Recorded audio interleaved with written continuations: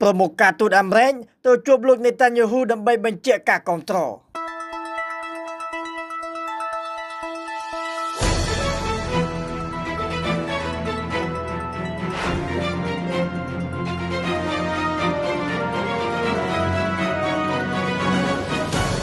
រដ្ឋមន្ត្រីការបរទេសអាមេរិកលោក Marco Rubio កំពុងតែបន្តដំណើរទស្សនកិច្ចនៅអ៊ីស្រាអែលដំណើរទស្សនកិច្ចរបស់ប្រមុខការទូតអាមេរិកនេះធ្វើឡើងដើម្បីបញ្ជាក់ពីការគាំទ្រចំពោះអ៊ីស្រាអែលហើយពិភាក្សាអំពីផលវិបាកនិងចំណាត់ការបន្តទៀតក្រោយពីកងទ័ពអ៊ីស្រាអែលបានបាញ់ប្លង់គ្រាប់សម្លាប់ពួកមេដឹកនាំក្រុមប្រដាប់អាវុធហាម៉ា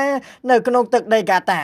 ប្រតិបត្តិការវាយប្រហារនោះធ្វើឲ្យប្រធានាធិបតីអាមេរិកលោក Donald Trump មិនសប្បាយចិត្តនិងបានទូន្មានឲ្យអ៊ីស្រាអែលប្រុងប្រយ័ត្នព្រោះប្រទេសកាតាក៏ជាមហាមិត្តរបស់អាមេរិកដែរប្រមុខទូតអាមេរិកលោក Marco Rubio អញ្ជើញទៅទីក្រុងយេរូសាឡឹមដើម្បីបញ្ជាក់អំពីការគាំទ្រអ៊ីស្រាអែលហើយពិភាក្សាពីផលវិបាកក្រោយវាយប្រហារសម្លាប់ពួកហាម៉ាស់នៅកាតា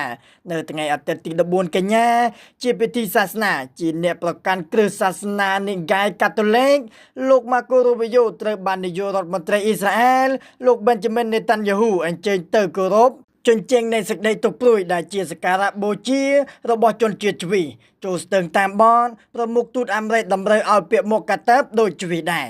នៅថ្ងៃច័ន្ទទី15កញ្ញាថ្នាក់ដឹកនាំទាំងពីរត្រូវពិភាក្សាគ្នាលើសំណុំរឿងជាច្រើនរដ្ឋមន្ត្រីការបរទេសសហរដ្ឋអាមេរិកលោក Marco Rubio ទម្លាប់បានបញ្ជាក់ប្រាប់អ្នកកាសែតថាលោកត្រូវជជែកពិភាក្សាជាមួយប្រមុខរដ្ឋាភិបាលអ៊ីស្រាអែលអំពីប្រតិបត្តិការយោធានៅទីប្រជុំជាន់ក្រុងកាហ្សានិងអាណានិគមកិច្ចអ៊ីស្រាអែលនៅតំបន់ស៊ីសក់ដានីប្រមុខទូតអាមេរិកក៏បានបញ្ជាក់ជាថ្មីនៅជំហររបស់ប្រធានាធិបតីអាមេរិកលោក Donald Trump ដែលចង់បញ្ចប់សង្គ្រាមកាហ្សាដោយភ្ជាប់លក្ខខណ្ឌចាំបាច់ថាត្រូវតែដោះលែងចំណាក់ខ្មាំងទាំងអស់ហើយពួកហាម៉ាស់នឹងមិនក្លាយជាប្រភពគំរាមកំហែងសន្តិសុខអ៊ីស្រាអែលជំនួបរវាងថ្នាក់ដឹកនាំទាំងពីរនៅគ្រានេះបានធ្វើឡើងតែមួយសប្តាហ៍ក្រោយពីកងទ័ពអ៊ីស្រាអែលបាញ់ប្លង់ទៅលើទឹកដីកាតានិងបានសម្លាប់មនុស្ស5នាក់ក្នុងនោះ4នាក់ជាមេដឹកនាំនិងជាអ្នកចរចាតំណាងពួកប្រដាប់អាវុធហាម៉ា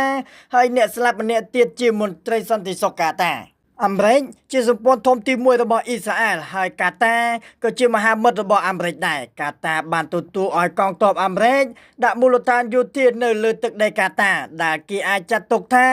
ជាមូលដ្ឋានដ៏ធំសម្បើមនៅតំបន់មជ្ឈបូព៌ាម្ល៉េះហើយទើបចៅហ្វាយសេតាវិមានអាមេរិកលោក Donald Trump បានផ្ដល់ដំបូន្មានពីក្រុងវ៉ាស៊ីនតោនមកថា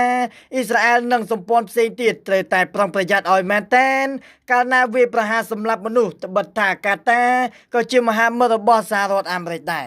យ៉ាងណាក៏ដោយចោះវត្តមានរបស់ប្រមុខទូតអាមេរិកនៅអ៊ីស្រាអែលពុំមែនជាការស្ដីបន្ទោសនោះទេតែជាការបញ្ជាក់ពីជំហរគាំទ្រ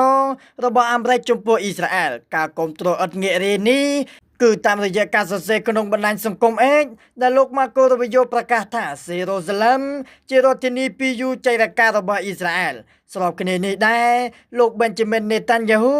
បានសាទរទំនាក់ទំនងអាមេរិកអ៊ីស្រាអែលមិនដែលល្អរឹងមាំដូចគ្រានេះឡើយគួររំលឹកជូនថាមានតែសហរដ្ឋអាមេរិកមួយប៉ុណ្ណោះដែលទទួលស្គាល់យេរូសាឡឹមជារដ្ឋធានីរបស់អ៊ីស្រាអែលអង្គការសហប្រជាជាតិមិនទទួលស្គាល់ទេហើយចំណែកឯអាញាធរប៉ាឡេស្ទីនមិនត្រឹមតែច្រានចោលទេក៏ថែមទាំងទាមទារថាជារដ្ឋធានីរបស់ខ្លួនដែរ